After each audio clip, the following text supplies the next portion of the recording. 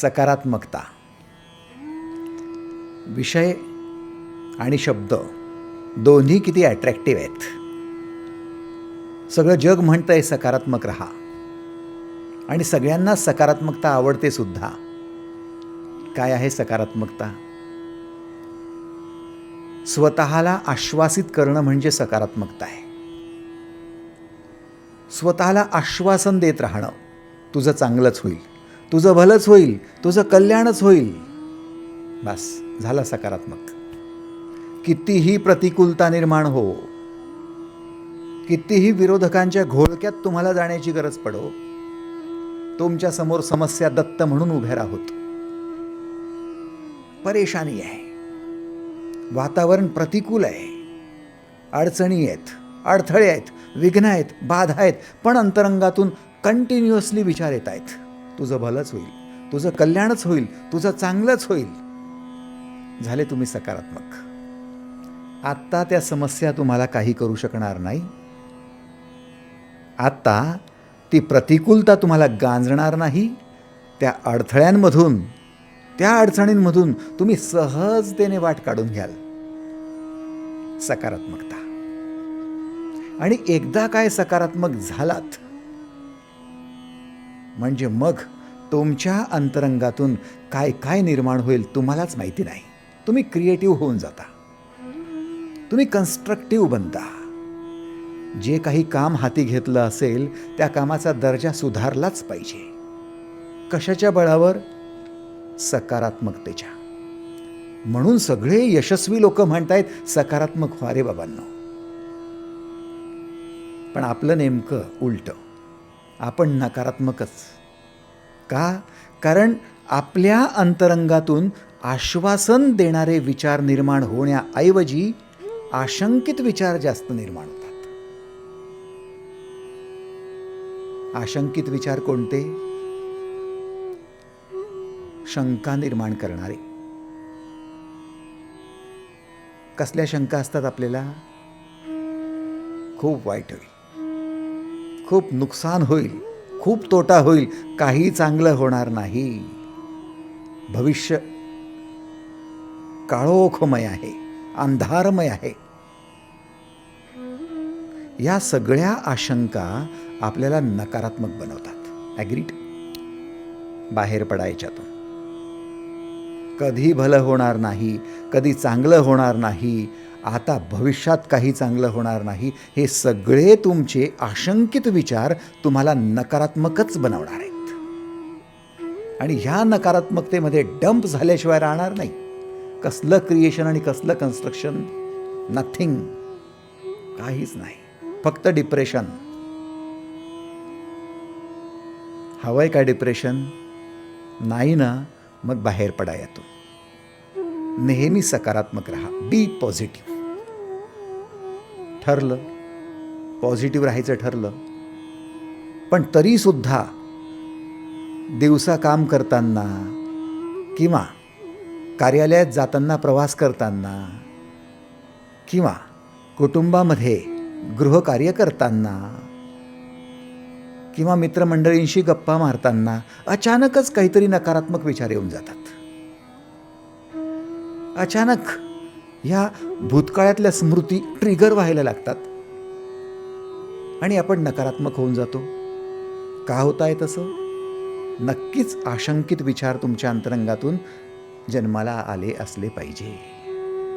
नुकसान होईल, हा व्यक्ती काही चांगला नाही आहे, वाईट आहे, काही भलं होणार नाही, विश्वासघात होऊ शकतो, फजिती होऊ शकते. नकारात्मक विचार जसे जसे यायला लागतात तसं तसं तुम्ही आपोआप तणावग्रस्त व्हायला लागता. असं काही होता कामा नये. म्हणून तुम्हाला हे चेक करायला हवं, हे नकारात्मक विचार येतातच का? त्याचं कारणही तेवढंच सोपं आहे.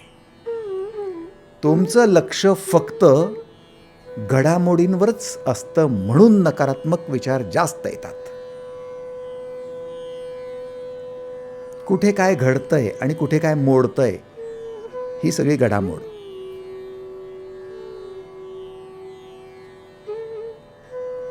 आणि जिथे घडतंय जिथे मोडतंय तिथेच फक्त लक्ष केंद्रित करणं म्हणजे उत्तेजित होणं आणि विचलित होणंच तर आहे.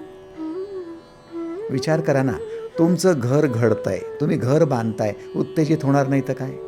आणि तुमचं घर मोडायला निघालात. बँकेचं कर्ज घेतलं आणि त्या हप्ते थकीत झाले म्हणून बँकेने तुमचं घर लिलाव करण्यासाठी पेपरात जाहिरात देऊन सगळ्यांसमोर विक्रीसाठी ठेवलं आहे. घर मोडतंय, संसार मोडतोय, विचलित होणार नाही तर काय? जिथे घडतं तिथे उत्तेजना, जिथे मोडतं तिथे विचलितता. नोकरी मिळाली उत्तेजना, नोकरी गमावली विचलितता. घडणं आणि मोडणं ह्या दोन्ही गोष्टींकडे लक्ष दिलं म्हणजे तुम्ही अस्थायी व्हायला लागतात, अस्थिर व्हायला लागतात. आणि जेवढी अस्थिरता जास्त, जेवढी अस्थायी होणं जास्त, तेवढं परेशान होणं जास्त आहे. सिम्पली तुम्हाला यातून बाहेर पडावं लागेल.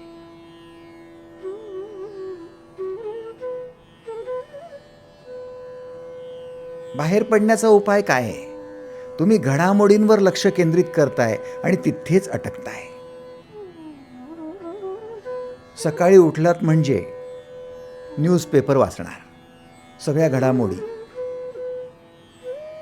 गावात काय सुरू आहे, राज्यात काय सुरू आहे, देशात काय सुरू आहे, सगळ्या घडामोडी ते वाचत वाचत वाचत तुम्ही निगेटिव्ह होऊन जाता, विचलित होऊन जाता, परेशान होऊन जाता. कुणाचं काही मोडताना दिसलं म्हणजे आपल्यासोबतही असं घडेल का अशी आशंका तुम्हाला.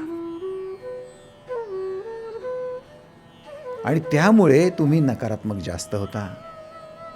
सिंपल आहे. तुम्ही कथा कादंबऱ्या वाचता, त्याच्यातही घडामोडीच असतात. चित्रपट बघता, त्याच्यात घडामोडी असतात.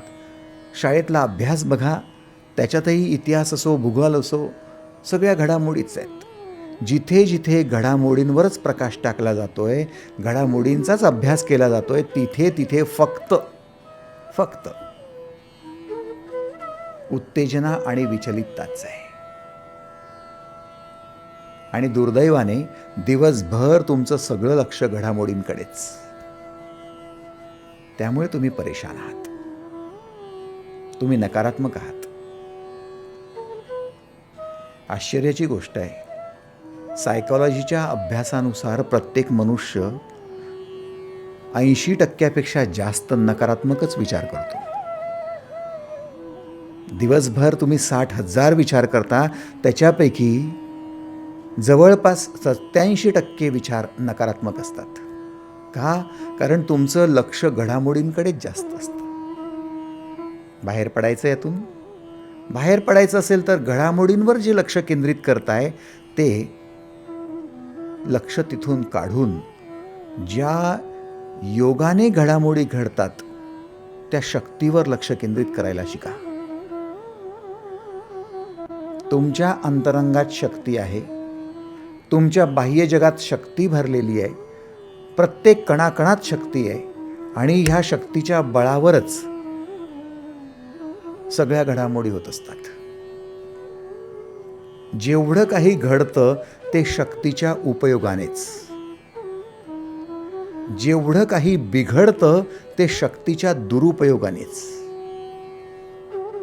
आणि जेवढं काही मोडतं, नष्ट होतं, संपून जातं ते शक्तीचा उपयोग न केल्याने. म्हणजे शक्तीच्या उपयोगाने, दुरुपयोगाने आणि उपयोग न केल्याने जीवनात सगळ्या गोष्टी. जर तुम्ही तुमच्या शक्तीवर लक्ष केंद्रित करायला लागलात तर त्या शक्तीचा उपयोग होतोय का ते सुद्धा स्पष्ट जाणवायला लागतं. तुम्ही फोकस करा तुमच्या शक्तीवर, घडामोडींवर नव्हे. शक्तीचा उपयोग झाला, तुमचं शिक्षण झालं. शक्तीचा उपयोग झाला, तुमचं लग्न झालं. शक्तीचा उपयोग झाला, तुम्हाला मुलं बाळी झालीत. शक्तीचा उपयोग झाला, त्यांना तुम्ही लहानचं मोठं केलं, चांगलं पॅरेंटिंग केलं आणि जिथे जिथे दुरुपयोग झाला तिथे तिथे पॅरेंटिंग बिघडलं, नातेसंबंध बिघडलेत. जिथे जिथे शक्तीचा उपयोग झालाच नाही तिथे शिक्षण अर्धवट राहून गेलं, घर बांधायचं अर्धवट राहून गेलं. तुमच्या जीवनातल्या सगळ्या मागे राहून गेलेल्या गोष्टी शक्तीचा उपयोग न झाल्यामुळे आणि सगळ्या बिघडलेल्या गोष्टी शक्तीचा दुरुपयोग झाल्यामुळे. आणि तुम्हाला जेव्हा जेव्हा वाटतं ना चांगलं होणार नाही, भलं होणार नाही, कल्याण होणार नाही, वाईट होईल, ते सगळं बिघडण्यामुळे आणि मोडण्यामुळेच आहे. म्हणजे शक्तीच्या दुरुपयोगामुळे किंवा शक्तीचा वापर न केल्यामुळे. आणि जेवढं चांगलं घडतंय ते सगळं शक्तीच्या उपयोगाने, म्हणून तुम्हाला शक्तीचा उपयोग करायचाच हा निर्धार करावाच लागेल. त्यासाठी शक्तीवर लक्ष केंद्रित करावंच लागेल. आणि एकदा काय शक्तीवर लक्ष केंद्रित करायला लागलात आणि शक्तीचा उपयोग करायचाच आहे हा निर्धार करायला लागलात, मग तुम्ही सकारात्मक राहाल, संकल्पित राहाल, क्रिएटिव्ह राहाल, कन्स्ट्रक्टिव्ह राहाल आणि तुमच्या जीवनातील सगळी कार्य यशस्वी झाल्यामुळे यशवंत कीर्तिवंत राहाल. धन्यवाद.